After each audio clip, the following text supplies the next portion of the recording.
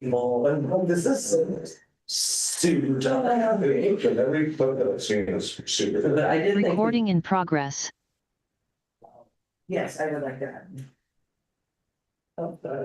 Staging, I go over and see my dad.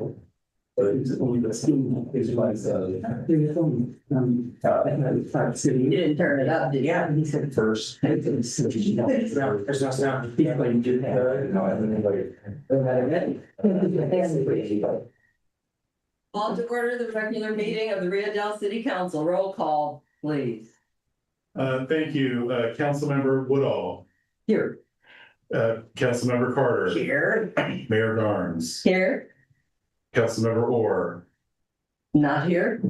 Councilmember Wilson. Excused. Yeah. You're going to stand for the Pledge of Allegiance. I pledge allegiance to the flag of the United States of America and to the republic for which it stands, one nation, under God, indivisible, with liberty and justice for all. Public presentations. This is the time for persons who wish to address the council on any matter not on this agenda and over which the council has jurisdiction. As such, a dialogue with the council or staff is not allowed under the Ralph M. Brown Act. Items requiring council actions not listed on this agenda may be placed on the next regular agenda for consideration if the council directs, unless a finding is made by at least 2/3 of the council that the item came up after the agenda was posted and is of an urgency nature requiring immediate action. Please limit comments to a maximum of 3 minutes. Anybody? Okay, and no, don't look over there. Any email? Okay. Thank you. Is there a council member who would care to pull an item from the consent calendar? No? No public member? No member? Okay, then I will ask for a motion to approve the consent calendar. I move to approve the consent calendar. Second. We have a motion and a second. Motion carried. Oh, no. Oh, no. Aye. The button. Aye. Aye. Motion carries 3-0. Reports from staff. Communication. That's city manager. Thank you, Mayor Garnes, members of the council. Thank you for being here on this very cold evening, and hopefully doesn't get too much colder than this. Tonight's staff briefing is very short. It's been handed out. It was not able to be made into the packet for this meeting, but I do have a handout for the council, and then there's also for members of the public here copies on the days. With that, I'm happy to answer any questions that the council may have, or if you have any questions of staff, we're happy to try to answer them. Thank you, city manager. Just gonna zip over this really quickly.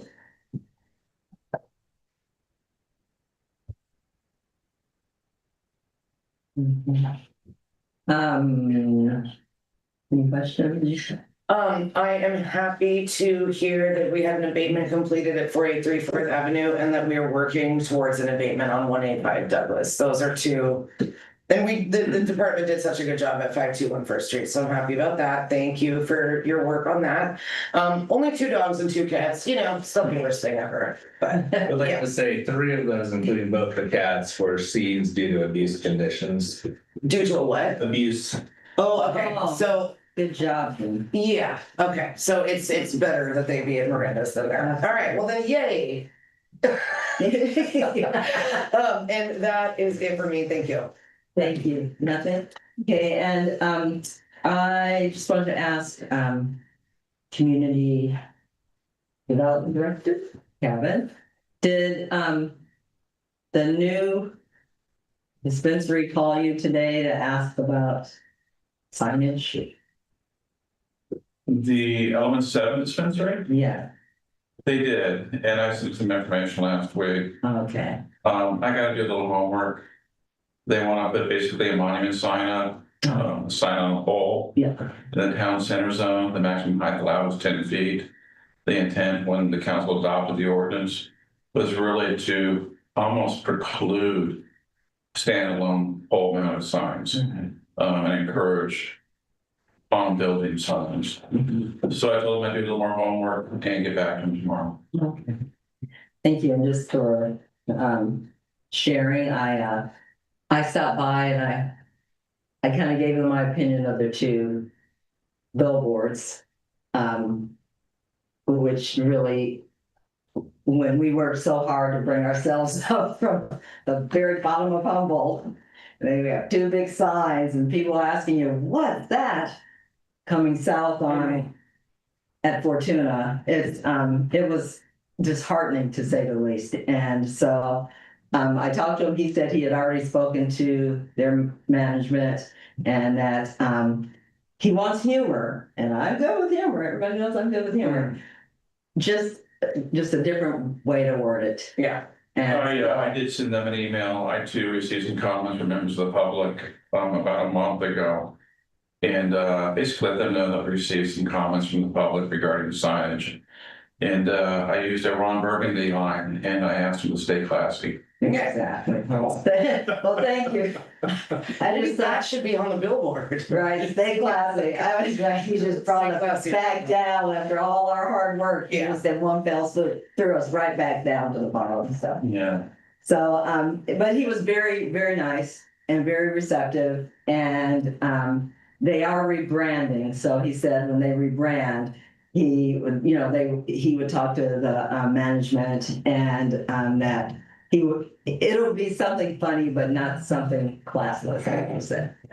Yeah, the new sign or the new name that they've chosen is called the Standard. Yeah. So hopefully they'll have high standards. Okay. Okay, so are there any comments from the public? Okay. Someone say something I missed. Okay, so now that brings us to special presentations and study session. Fiscal year 2025-26 mid-year financial report, page 64 in our packets, and I think yes, page 64 in our packets. And we will turn this over to Financial Director Sandor Drew, the city manager. Good evening, Mayor Garnes and members of the City Council. Tonight, I'm presenting the mid-year financial report for fiscal year 2025-26. This report summarizes revenues and expenditures for the first half of the fiscal year, highlights key variances from the adjusted budget, and offers insights into financial trends that may impact the city in the coming years. It is important to note that this analysis is based on unaudited financials. The city's finances are managed through three primary fund types: the general fund, which serves as the city's main operating fund; the enterprise funds, which include water and sewer services and are designed to be self-sustaining; and the special revenues fund, which are designated with specific uses such as streets and grant-funded projects. At the mid-year point, the city's expenditures exceeded revenues by approximately $326,000. This shortfall is primarily due to the timing of revenue receipts from other government agencies, as well as pending reimbursements for grant-funded projects, including the water distribution system capital improvement project. When focusing on the general fund, expenditures exceeded revenues by approximately $429,000, driven largely by revenues from the County of Humboldt received after the December 31st, 2025 deadline for this department. A review of departmental spending shows that departments are operating within budget expectations. As of December 31st, the city had spent 41% of its total operating budget. All departments remain below 50% of their budgeted expenditures at the mid-year mark, which indicates a balanced approach to spending. Looking at the city's revenue performance, general fund revenues stood at 20% of the budgeted amount by mid-year, compared to 22% at the same time last year. The primary reason is the delayed receipt of revenue payments routed through the County of Humboldt, which are typically received in the second half of the fiscal year. Cannabis tax revenues reached 35% of the budget at mid-year, which is what was anticipated. This is largely due to Ordinance 397-2023, which provides cultivators in the Dinsmore Plateau area the option to make one-time tax payments on March 15th instead of quarterly payments throughout the year. The street funds received 42% of its budgeted revenues at mid-year, while actual expenditures for street-related projects were at 33% of the adopted budget. The city has not yet expended any funds for budgeted capital projects approved for the current fiscal year. The Sewer Enterprise Fund performed in line with expectations, with revenues reaching 52% of the budget, while expenditures stood at 39%. The Sewer Enterprise Capital Fund will continue to work towards and fund completion of the remaining projects associated with the 2022 earthquake event this fiscal year and into the next few as well. The city's $6.6 million wastewater treatment plant loan with the California Water Board remains on schedule for full repayment by 2043. The Water Enterprise Fund received 54% of its budgeted revenue by mid-year, with 46% of its budgeted expenditures recorded. Like the Sewer Fund, the Water Capital Fund will move forward the final remaining projects associated with the 2022 earthquake. The city's $2.7 million water plant loan with the State Water Board is expected to be fully repaid by July 1st, 2029. While the city's budget remains on track, several challenges warrant attention as we look ahead. The total estimated cost for remaining earthquake recovery projects is $5.8 million, with CDAA reimbursements covering $4.8 million or 75% of those expenditures. If the city is required to cover the 25% non-federal share, the remaining $1.4 million would fall across the wastewater, water, and street funds. Current capital fund balances indicate sufficient capacity to absorb these costs if necessary, though doing so would significantly reduce available reserves. Cannabis tax revenues remain uncertain. While the city remains committed to the long-term viability of the local cannabis industry, market-wide downturns have contributed to a measurable decline in tax revenues. This revenue source, once a growing contributor to the general fund, is becoming increasingly difficult to forecast and plan around. Street infrastructure funding faces its own headwinds. The Legislative Analyst's Office projects a $6 billion decline in gas tax revenue over the next decade. As electric vehicle adoption accelerates and current state funding formulas remain inadequate to offset those losses for local governments. The city may need to direct a greater share of general fund resources towards street maintenance and improvements to fill this gap in years to come. In summary, the city's financial position remains stable, with revenues and expenditures largely aligned with budget expectations. However, the earthquake recovery burden, declining cannabis revenues, and long-term erosion of transportation funding represent real fiscal pressures that will require careful planning and strategic decision-making to navigate in the years ahead.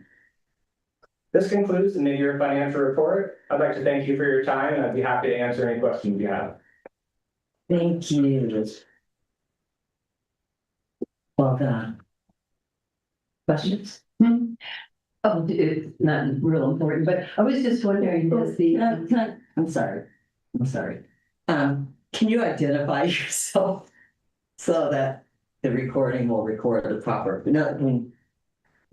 can I say, right, well, we should identify ourselves, isn't that a true statement?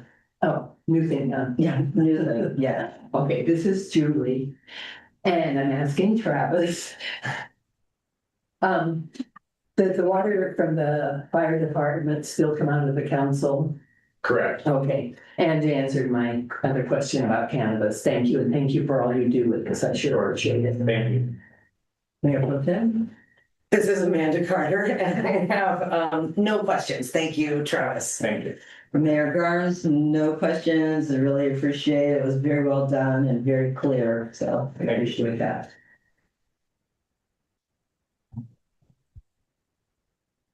Now are there any public comments? Okay, no emails? That's just the final I see. Then we will move on to ordinances and special resolutions. Adopt resolution number 1660-2026, approving the Regional Climate Action Plan, page 73 in our packets. Let's see what, I believe that probably goes to. Do you? Sure. So thank you, Mayor Garnes, members of the City Council, Kyle Knopp, City Manager. Through the mayor, I will just say appreciation for Kevin's work over multiple years related to following the climate action plan process in the county and being a value added player to that regional process. Kevin's been involved with it from the very beginning. So with that, I'm happy to turn it over to our Community Development Director, Mr. Kevin Cole. Thank you, City Manager Knopf, Kevin Cole, Community Development Director, members of the council, Mayor Garnes. As you're aware, the city in coordination with the county and the other cities in the county have been working on a climate action plan since 2019. We gave you an update back in 2024.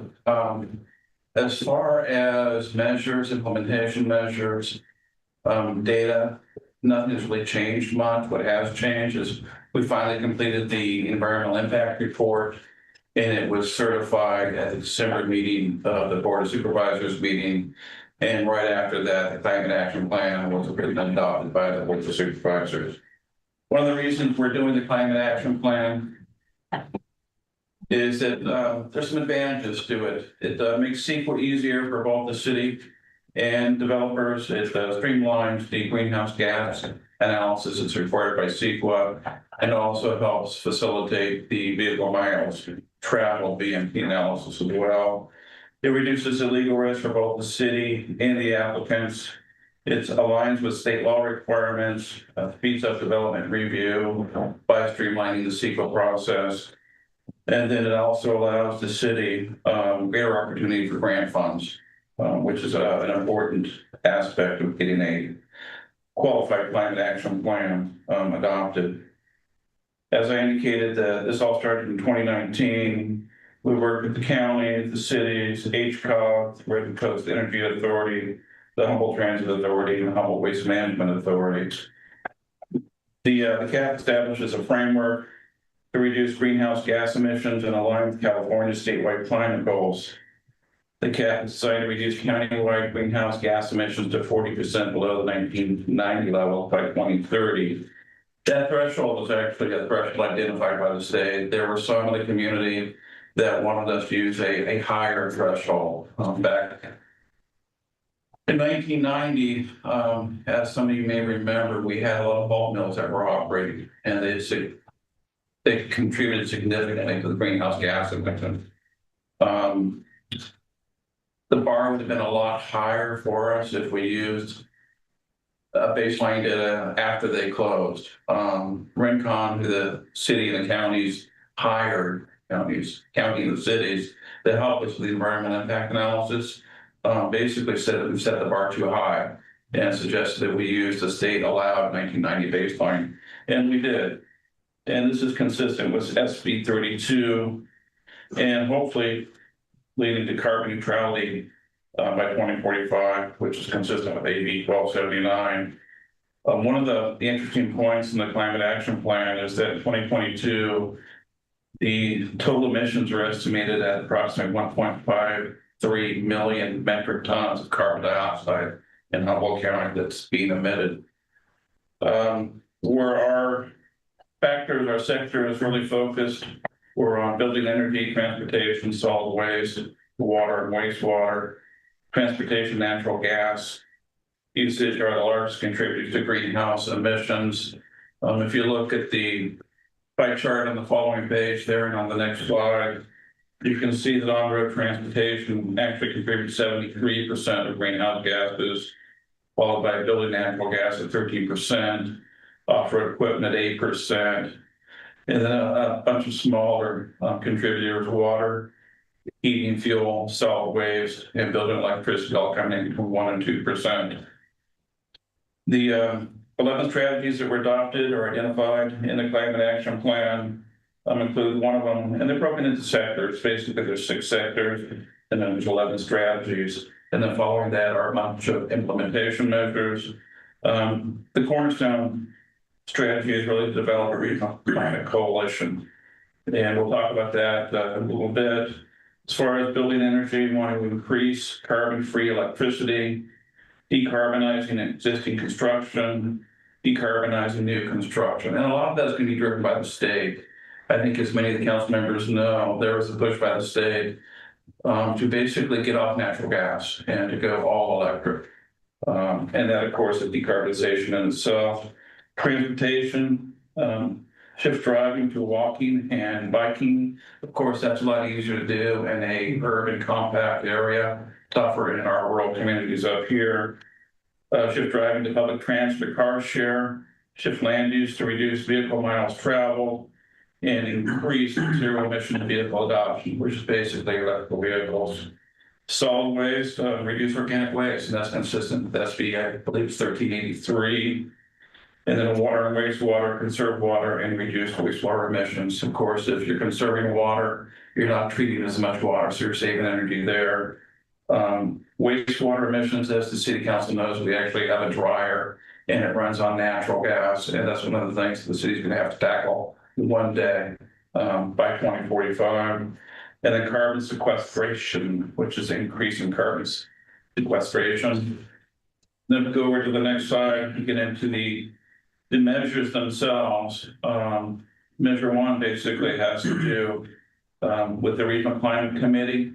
And one of the recommendations in the Climate Action Plan is to establish a Regional Climate Committee with representatives from the city, the county, transit, waste, and energy authorities, and then developing funding and coordination structure and hire a climate program manager. That is actually in the works. A job description has been developed. There have been discussions between HCOG and RCEA on where that position will be housed. In fact, I think we're having a meeting either later this week or early next week to find out what the end result is going to be. The next component has to do with building energy, renewable and carbon-free electricity. Basically source 90% of the grid electricity from renewable and carbon-free sources. As the council is probably aware, RCEA has a program, it's called Repower Humboldt, and it's basically energy that's sourced from carbon-free sources, basically green sources. Another measure basically intends to increase the use of microgrids and battery storage, support grid capacity and electrification of buildings and transportation, reduce residential gas consumption, and again, that basically means eliminating natural gas for your appliances, whether it's your stove, your hot water heater, those types of things. And then again, new residential buildings, just the same, reducing dependence on natural gas. And also for non-residential buildings. And those are all driven by the state. In fact, the energy code, which won't be updated again until 2031. The new code actually has, again, some more additional rules, codes that are really forcing us to go all electric. And this is consistent with the Assembly's orders and the governor's orders as well. Measure 80 BE8 advocates for offshore wind development, working with PG&E, the Public Utilities Commission, and other related agencies. And the big issue we have up here is the transmission infrastructure. If we ever do build offshore wind facilities up here, we're going to have a transmission infrastructure to basically get that energy outside of the Humboldt area. And then if we go to the next page there, we get into the transportation measures, expand public transit, incentivize ride sharing, van pools. And all these are all common sense measures that we talked about in 2024 and are common measures found throughout the state. Every climate action plan are going to have these same implementation measures or actions. Active transportation, increase walking and bicycling infrastructure, support infill, mixed use development. We've talked about that before about infill and mixed use development. Near transit, reducing automobile dependence, installing electrical vehicle charging stations, electrify or decarbonize municipal and regional transit fleets. Some agencies are actually going all electric with the transit fleets. I know there are actually some police departments I understand that have electric vehicles now too as well. Require commercial industrial employers of 25 employees or more to develop a supportive transportation demand management plan. That's basically encouraging carpooling, ride sharing. Unfortunately, we don't have any employers with more than 25 employees, including the city, I believe, at this point. Decarbonize 15% of passenger vehicle miles traveled by 2030 and 100% by 2045. Again, these are actually state mandates here. To increase adoption of low and zero emission vehicles, and then of course increasing electrical vehicle charging stations and hydrogen fueling opportunities. We go over to the next page, talk about efficiency again, increase commercial zero emission vehicle use, again by 10% 2030, 100% by 2045. You're talking about, this is one that's going to be tough to do. I know that there's going to be a lot of pushback, and there already has. It talks about decarbonization of 12% of all applicable small off-road engines and off-road equipment. That includes your weed eater, your lawnmowers, your blowers. I was actually down at a Home Depot in Woodland over the weekend, and they were actually selling, to my surprise, gas-powered lawnmowers. You don't see a lot of those anymore up here. Most people, they get their gas-fired lawnmowers equipment are running up to Oregon to buy them. I was actually told now that Oregon and some of their stores are asking for identification to make sure you're not from California. It was really surprising to me. Again, you're looking T9 basically tries to encourage public investment and private investment to help establish the goal of zero greenhouse emissions by 2045. It talks about the biofuel industry, which is a good industry, and it might be an opportunity for Humboldt County. Talks about hydrogen. And then we get back to solid waste, SW1 and solid waste reduction. And it basically says establish a local separation facility and organics management, basically SB 1383 compliance, to be able to reduce waste sent to landfills by 75% by 2030 and reduce greenhouse emissions by limiting truck trips required to ship waste out of the county and import compost from out of the county. And I know that Humboldt Waste Management and the working group have been working towards that as well. Expand recycling program to reduce solid waste generation.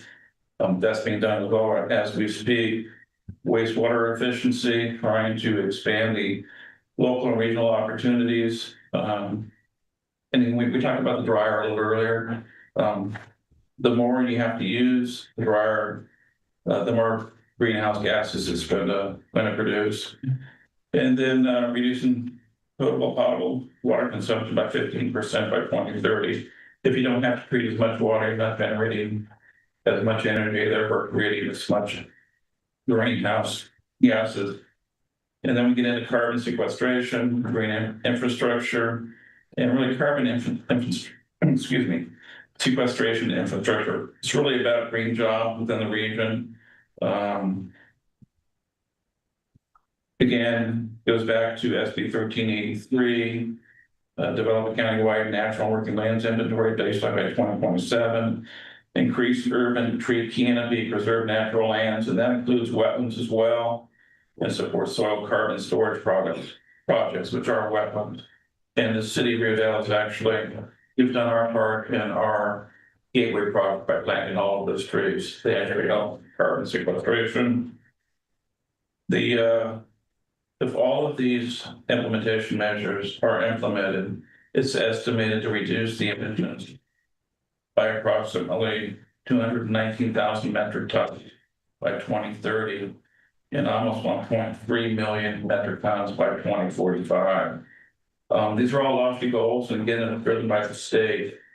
What's next, and we talked about it a little bit at the beginning, is that you're going to establish a regional climate committee, representatives from each local jurisdiction, key regional agencies, including the Humboldt Authority, HCOG, HOUMA, RCDA. There's also been talk that tribes have reached out to the group as well, and they are interested in participating on the committee. And actually, also, hopefully help fund the climate program manager. And this is envisioned as a senior professional a dedicated staff position, again, at either HCOG or RCEA. The manager would convene and support the committee, coordinate assigned work guidance, and prepare annual progress reports. And with that, that really includes my presentation. Again, not a lot has changed since the 2024 presentation, other than the fact that EIR was finally prepared and adopted.